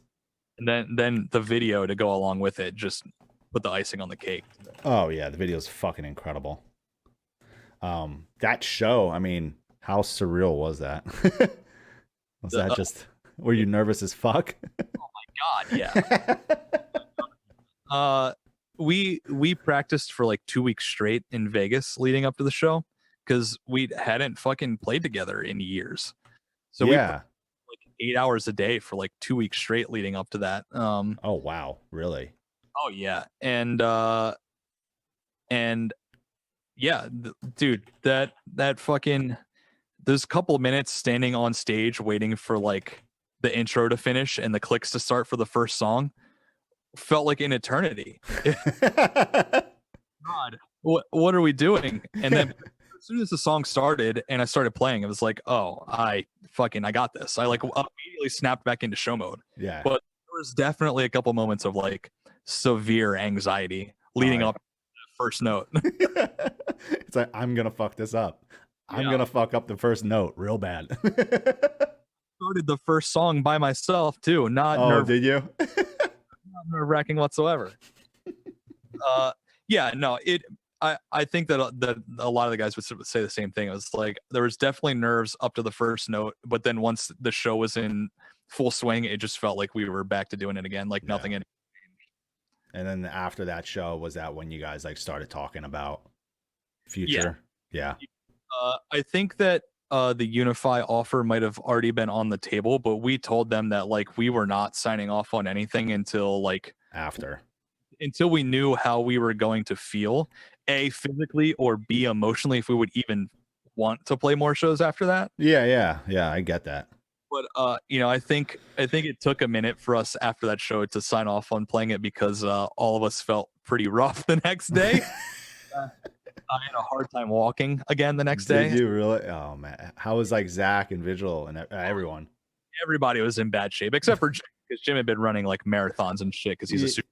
Yeah, he is Superman. But, yeah, we were all in pretty rough shape. Yeah. But probably like a week or two after, we were like, yeah, that was pretty fun. We should probably do this. I want to do this again. I don't know that full-time touring is ever going to be something that's in our future. I think that given the state of everybody's physical condition and whatnot, we'll probably stick to doing one-off or like fly date stuff for now, or like limited shows, at least for the time being. Yeah, maybe like a few in a row.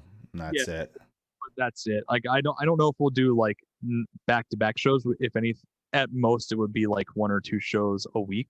Yeah. But that is like, you know, maybe saying a little too much. Yeah. don't want to say that touring is completely out of the question, but it's like that's just not where we're at. Yeah, no, We're, definitely. we want to play everywhere we haven't been to yet, and then we'll go from there and see how everybody's feeling after that. Yeah, I'm sure you guys want to get back to like your favorite spot, your favorite like places to play. I am so want to go back to Germany so bad. Is that the one spot, one place you really, really want to get back to? Shows in Germany are always incredible, and I mean, they are. Shows in Europe in general are always amazing. But yeah, Europe is great. Germany loves the Ghost Inside, and our first show back there is supposed to be Full Force Festival, which was the first festival I ever played in Europe with Texas in July. So it holds like really? Okay. First festival I played in Europe ever, yeah, and the last show Texas ever played in Europe. It was our last show of our farewell tour over there, and it's supposed to be our first show back with TGI, and I want to play it so bad. Just holds a place in my heart. Yeah, that'll be. When is that supposed to happen? When's Full Force supposed to be? I forget. Like the end of June or something. Oh. It's. I mean, we haven't heard anything. It's as anything gathering related this year is up in the air. Yeah, that's pretty much what is that. More control too. Yeah, you can't do anything about it. Have you been to Australia with Ghost Inside? Oh, just this past January. Oh, Unified. Yep, and that was the only time I've been over there with them, and it was insane. It had to be. It was so good. I remember when they first, before when I was saying when they first went to Australia, they just it popped for them. Yeah. That's what they've told me too, and that was part of why Australia ended up being the first place we were going. Makes sense because of how much love the band has gotten over there. It just made sense that obviously the offer was on the table, but it was like, okay, well, yeah, we'll go there next because they've always taken good care of the band. Yeah, makes sense to do it. No, it's rad. I can't wait to see the band again. I mean, I'm pretty sure because I know that Locals Only tour came to Tomcats. It went to Tomcats in Fort Worth. Yep. I'm trying to remember if that was the Ghost Inside show I was at. Because we had the band there before that too. I just can't remember. What year was it? That was I think we also went there with the Acacia Strain and In Heart's Wake and yes. Yeah, I'm pretty sure that went there too. That was my first tour with the Ghost Inside, actually. Oh, no shit. Such a good first tour. I love In Heart's Wake. That band fucking rules. They are so fucking good, and they are maybe one of the tightest live bands ever. They're so good. Something about Australian metalcore. Dude, Australian metalcore is like owning the world right now. I think it's the best. I think the best metalcore bands come out of Australia, and it's ridiculous. I agree. It's insane. Yep, I agree. It's fucking awesome. So much good shit coming out of Australia. Oh, yeah, definitely. So, how long have you had your studio for? Talk a little briefly about that. So, has it always been a thing? Kind of. It wasn't always a serious thing. I started getting into recording just so I could record demos for my old local band. Okay. So I was doing the majority of the songwriting in that band, and I got tired of trying to do it at practice with people talking and drummers tapping on stuff all the time. So I just got recording software so that I could program drums and write songs on my own. And then it turned into, okay, well, how do I make the demo sound better so that when I show my bandmates, they're more stoked on it? Yeah. And then it was like, oh, that actually sounds a little bit better. That's cool. Maybe I can help my friends record their demos, Yeah. And then it turned into, well, I've got time in between tours. Maybe I'll just like record some friends for fun, and like maybe I'll make a couple bucks. Yeah. And then when the accident happened, it was like, well, who knows when the band's coming back? So maybe I should like invest a little bit more time in the studio stuff and see where it goes. Yeah, for sure. So I've probably been dabbling with recording stuff for at least 10 years now. But I only started taking it like really serious since 2016 or so. Oh, okay. Yeah. So not too long. Yeah. So yeah, I've been taking on clients since then, and like actually to like pursue it as like my side hustle from the band. Yeah. Do you think you're gonna push it further? Are you gonna if it happens, it happens, I guess. Yeah, if it happens, yeah, I'll take it. But I'll never put it above my priorities for the band or anything like that. Like Yeah. I much prefer to be the person playing the music than pressing the buttons. But if Yeah. I have anything other than the guy playing the music, I want to be pressing the buttons. For sure. I think that's how it is with Putney. Yeah. He wants to be behind though. It's the opposite. He's the other way around. He likes playing in the band, but he much prefers the creation process, which is cool. It is. Yeah. One of my favorite things about being in a band is making a record, but I like it when I can be on the strictly creative side of it and not having to do the technical side of it. Yeah. No, I totally get that. I like doing the technical side for other people, but when it's my music, I much rather be just strictly on the creative side. Yeah. No, I totally understand that. We did have a question before I meant to ask from someone in chat. They asked, what did Epitaph Records do for the band after the accident? Epitaph are the coolest humans on the planet. This is true. This is very true. I remember seeing everything they did. Yeah. Brett waived all of our he said that the band no longer had to recoup anything and gave all proceeds from the record directly to us. I saw that, or I read that. I mean, that's unreal. Literally incredible. Like what other label would do that? Seriously, though. Yeah, we were all completely blown away. And realistically, he continued that up until right before we went into the studio to make this record. Wow. For years. Yeah. And yeah, I mean, I can't even imagine even trying to have that conversation with a label to ask for that. Yeah, to like ask like, hey, can you like cut that that debt or that recoup, please? We need money. He did it without even batting an eye and without us even having to ask. That's what it looked like to me. Like I think everyone else, it was just like he was just like, yeah, this is what we're doing. Yeah, he was just immediately in our corner, and that's fucking so awesome. That's all I ever hear about that label. I literally, I don't think I've ever heard anything bad about Epitaph. I myself have had very little interaction with the label since I've been in the band. Yeah. But I do know that everything that we've asked to do, they've never told us no unless it was for a good reason. And usually if they say no, have a good reason, they have why don't we do this instead? And we're like, an alternative, like this will work out better. They've had why. Right. And they've had our back in literally every endeavor that we've wanted to take since the accident. I mean, and it's been that way prior, but it was like even when we've been sitting all this time, they've like never stopped having our back. Yeah, it's fucking amazing. Yeah, like I said, like I've been a fan of that label since I was a kid. Since I was younger, and I was just up until then becoming an agent and being in the music industry, they're literally one of the few labels I've literally have never heard anything bad about. Yeah, and it's not even once. Isn't it crazy that if you're just a good person, sometimes people don't have to talk smack about you? It's it, man. That's all you gotta be. They're the best. I don't imagine any of us like ever wanting to be anywhere else. I don't see why. I mean, why would you?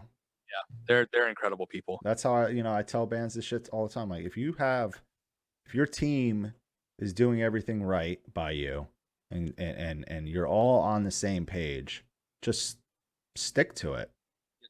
Don't always think like, well, there's this person who's a little bigger or whatever, because a lot of times, it could crash. It just, you could switch and it's just like, oh God, this is not how it used to be. But it's really cool to see like you guys like been staying with the same team for so long now.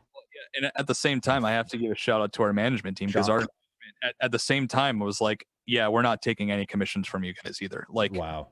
Our entire team was like, no, any revenue that comes in from your band, we're just sending to you. It's just going straight to you guys. Like our entire like really stepped up for us. Yeah, because you guys are Fly South, right? John Youngman. That's the legend himself. Yeah, I've never talked to him before, but I've heard great things. He's a fucking incredible human. That's awesome. It's good to have great fucking manager agent, everything. I mean, and just everyone being so like supportive of the band during literally the hardest fucking time of your guys' life Yep. to get I through. literally couldn't have asked for any more support than we got. Like it, Yeah. everybody immediately dropped everything. It was just like by our sides and had our back through the entire process. Oh yeah. It's fucking awesome. So with Twitch, how did you get who gave you the idea about streaming on Twitch? Was it Vigil? Vigil's been streaming for a long time. I know, man. He's been on it for a minute. Yeah, I don't remember if he started before the accident or like soon I can't after. remember. Yeah, but he's been on forever, and I always pop into his streams and like hang out with chat and mostly just troll Vigil. Yeah, of course. But I don't know. It wasn't until some point. Well, I've been talking about wanting to make YouTube content for a while, which I still need to start doing. Yeah.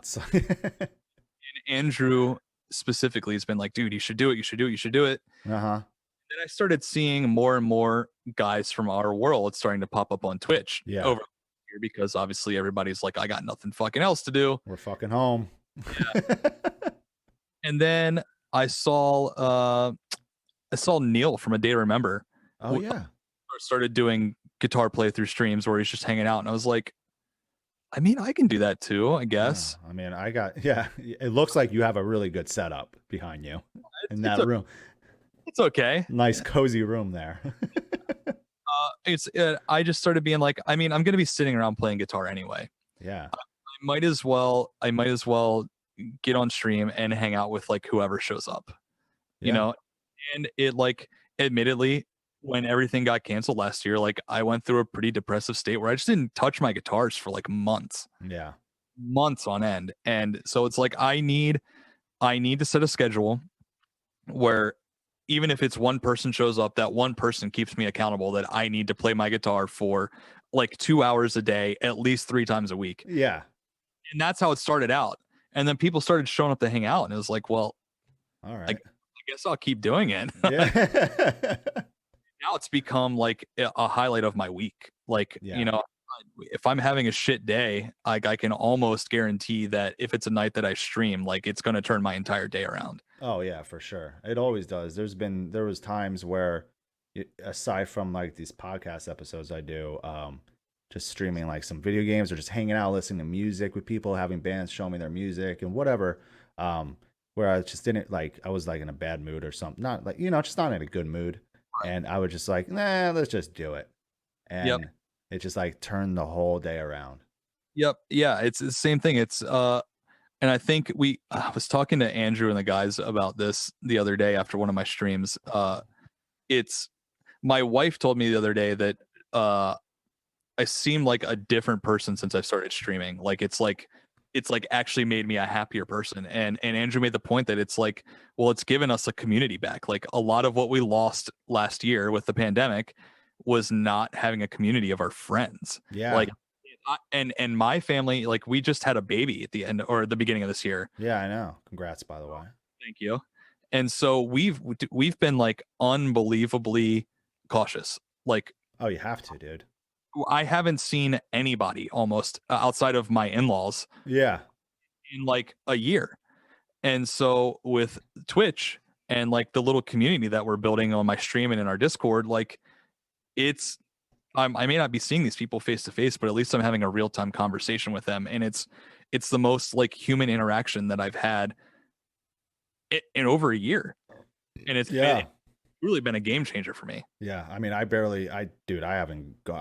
I've hung out with some friends here and there, like every 6 months. I don't even know. Like the last time was my friend Bryce came into town like over a month ago, and we hung out, got some drinks, got some food, and that was it.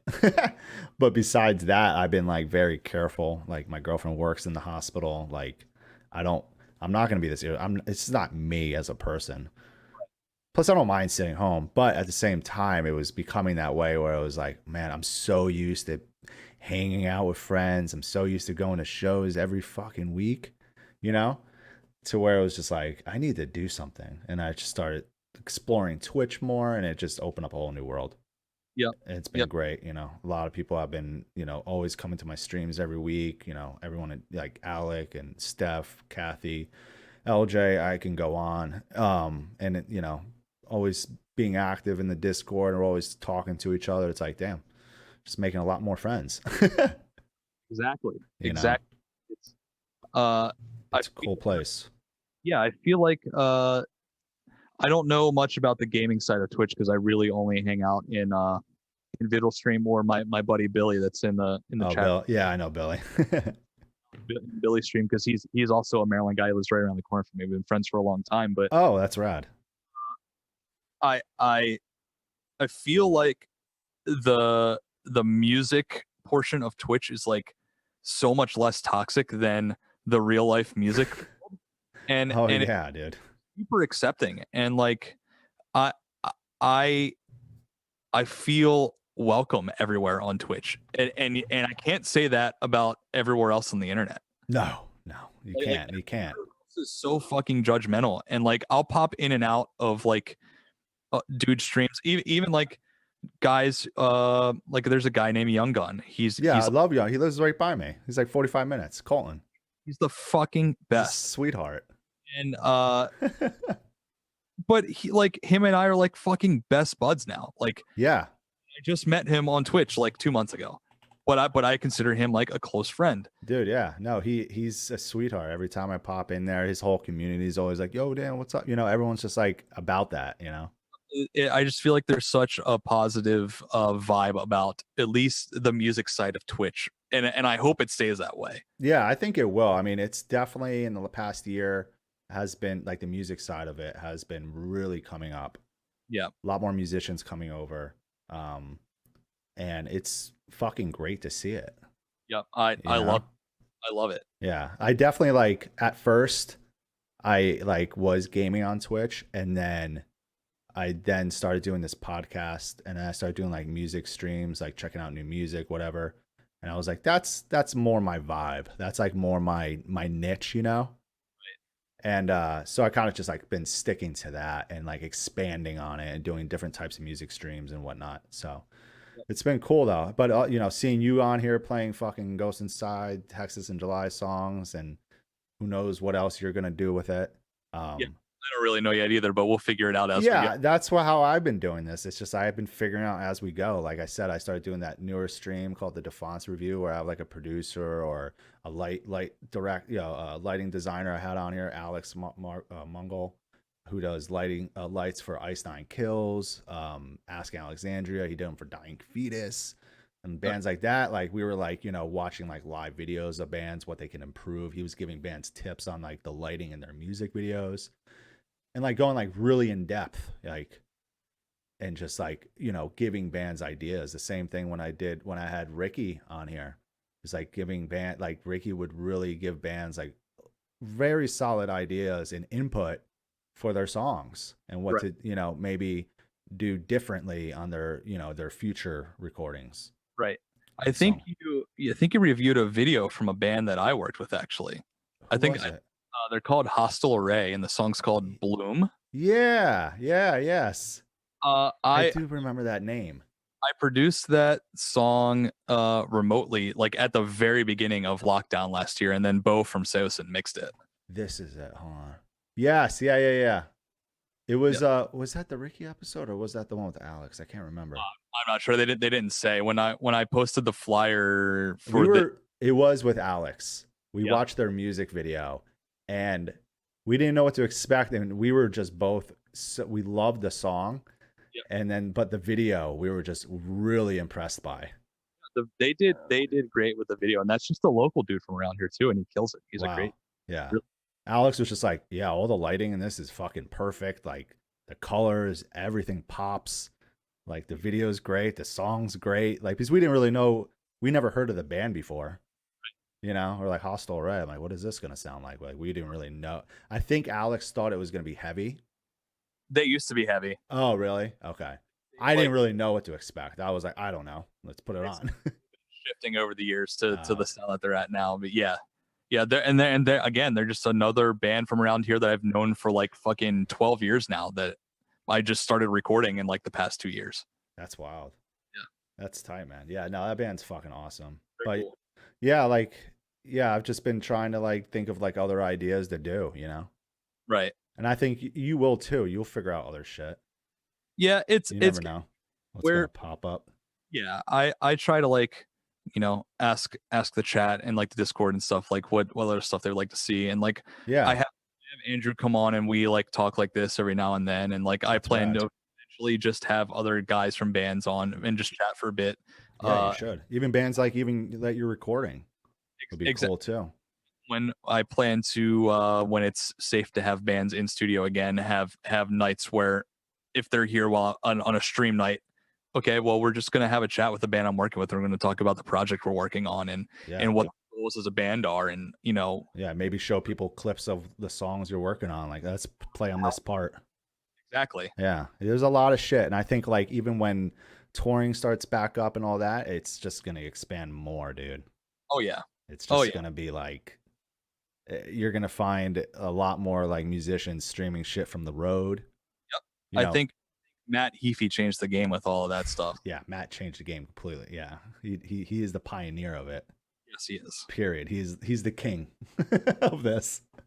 Genius when it comes to Yeah, general, but yeah. In general, like props to him for like figuring out this whole new for realizing that Twitch didn't have to be just for video games. yeah.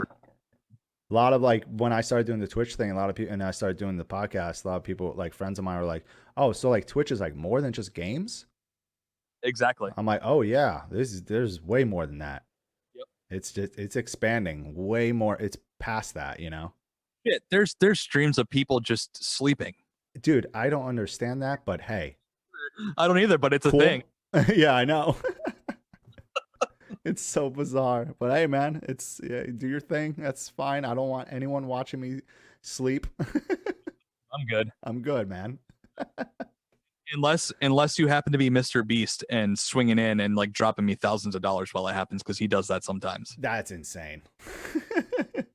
Psychotic in the best way possible. Literally, I think if I was like if I was like loaded, I would probably do that shit to my friend, like randos. Why not? Yeah, but I'm gonna go drop. I like this stream. He's cool, man. I'm gonna drop him a few $100. Yeah, exactly. Surprise him real quick.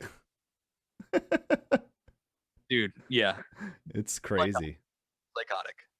Red said, "I'm addicted to miniature painting Twitch, and I don't even paint." Miniature Wow. paint. Well, I feel like I need to find that. I need to find that, Red.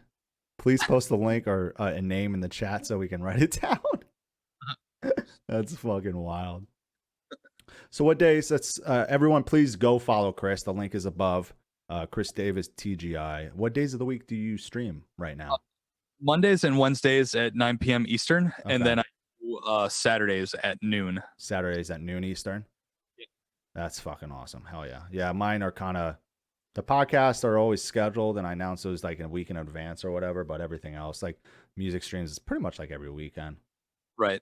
I kind of just start when I'm like, all right, I feel good. Click. Mood to do it now. Yeah, I ate. I have caffeine. Let's go. But Yeah. anyway, I have to schedule mine because of dad life and shit, or else it never happen. Yeah. Exactly. Yep. Well, awesome, man. Thank you so much for doing this today with me. Of course, dude. Thank you so much for. I appreciate it. I actually hit up Andrew the other day. I was like, hey man, I haven't caught up with him in so long. I'm like, I would love to do one of these with you. He's like, I'm down. I'm like, sick. He's always down for that kind of shit. Yeah, I miss talking to him. It's been a fucking minute. Dude, he's the best, and he will have you and your entire chat laughing your ass off. Oh, I know. I know. Never stop. Seriously. But yeah. Dude, this has been great. Let's see who's on right now that we can go raid. Yeah, let's do it. Let's see who the fuck is streaming. A lot of people. Dicky We got Nick Nocturnal. Oh, you know what? Let's go raid Young Gun. Oh, let's fucking do it. Yeah, what are we doing here? Again, Chris, thanks so much for doing this. Everybody go follow Chris on the Twitch. It's just Chris Davis TGI. And then if you're not familiar with my channel really at all, just scroll below to the About section, read up about it.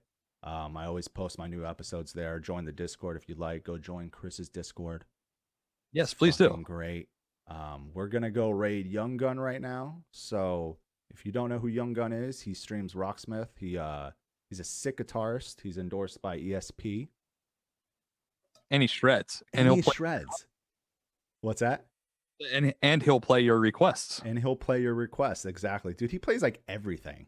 Literally everything. I've seen him play like Shadow of Intent. I mean, like anything. And he rips it. I'm like, dude, you're fucking great. Yep. I fucking yell at him all the time for being so good at guitar. Dude, he's too fucking good. I love that guy so much. All right. Awesome, Chris. Thank you so much again. We're going to go raid the Young Gun. Everybody take care. I'll see you next time. All right, here we go.